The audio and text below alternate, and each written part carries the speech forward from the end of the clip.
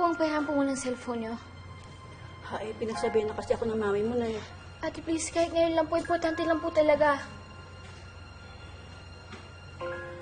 Sige, pero huwag mo ako dadamay ha, pag nahuli ka ng mami mo. Opo. Salamat.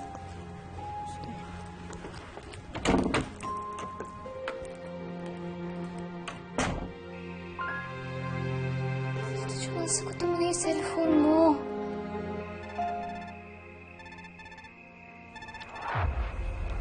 Hello? Tito Jonas? Tito, si Catherine po ito. Catherine?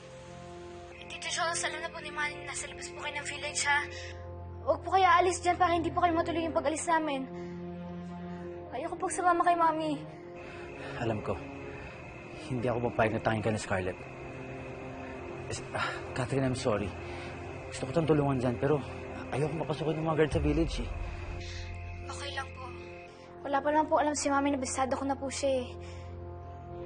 Kaya lang, hirap po tumakas dito, eh. Ayaw po kong palabasin ni Mami para may duda na po siya sa akin. Basta huwag ka magpapahalata, ha? Baka mamaya lalo ko higpitan yan, eh. Ang gusto mo kasi sana, mapaniwala sila na nakakampi nila ako. Para hindi nila ako pagdudahan. Para makaalis na sa'yo dito. Hindi nila nalalaman. Alam ko na po kung ano gagawin ko dito. Kukunin ko po yung loob ni Mami. Magiging mabait po ako sa kanya para makatakas po ako dito. Sigurado ka na ba siya gagawin mo? Kakayanin ko po ito, Tito Jonas.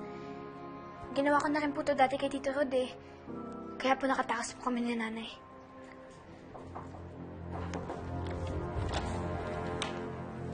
Ma'am Catherine, pwede ko na po makuha yung cellphone ko?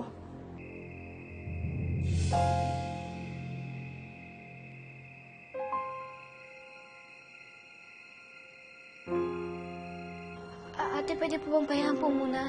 Tatawagan ko lang po yung nanay ko, eh. Naku, hindi pwede. Lagot ako sa mami mo pag nalaman niya. Pasensya na, ma'am. Sige, salamat.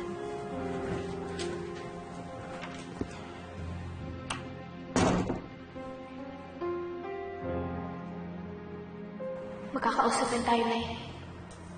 Magkakasama na rin tayo. Lalo na po ngayon alam ko na kung sino talagang nanay ko.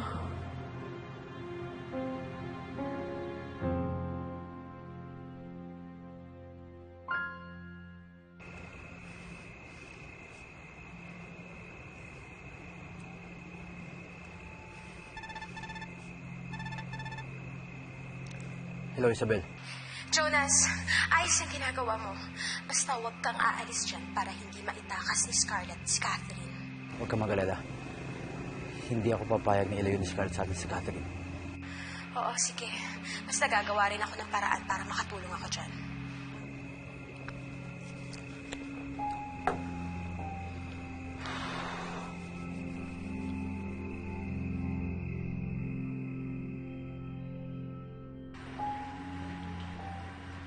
Ang tiyaga din talaga niyang si Jonas. Ang sabi sa akin ni Chito, hanggang ngayon daw nagbabantay pa rin sa village gate si Jonas. Ilang kayang tasang kape ang tinira nun? Kaya hanggang ngayon di pa rin tinatabla ng antok. Alam mo, di na ako magtataka. Baka mamaya sina Isabel na yung nakabantay doon, kapalit ni Jonas doon sa shift niya. Kaya bago mangyari yun, dapat makaalis na agad tayo dito. Kung kinakailangan mag-helicopter tayo, gawin natin yun.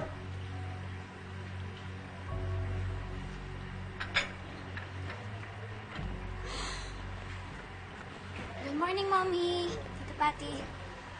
Ginawan ko po pala kayo ng pasta. Masarap po yun. Anak, thank you. Pero, ano bang nakain mo? Bakit nag-effort ka pang magluto? Naisip ko po kasi na last day na po natin dito sa bahay, eh. Tsaka finally, makakaalis na rin po tayo dito tsaka makakaiwas po sa mga stress natin. Lalo na po kayo, Mami. Napaka-unfair po ng mga nangyayari sa inyo ngayon. Kaya, gusto ko po sana masaya po tayo sa paglipat po natin sa bagong bahay natin. Alam mo, gusto ko yan. Gusto ko yan nangyayari sa'yo. And hindi lang po yun, Mami. Time has proven din po na tayo po dapat yung magkasama dahil ang dami nyo na rin po nagawa para sa akin. And for that, celebrate na po natin yung bagong bahay po natin.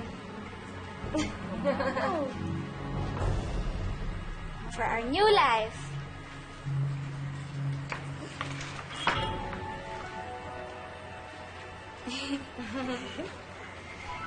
Cheers! Patty, buksan mo.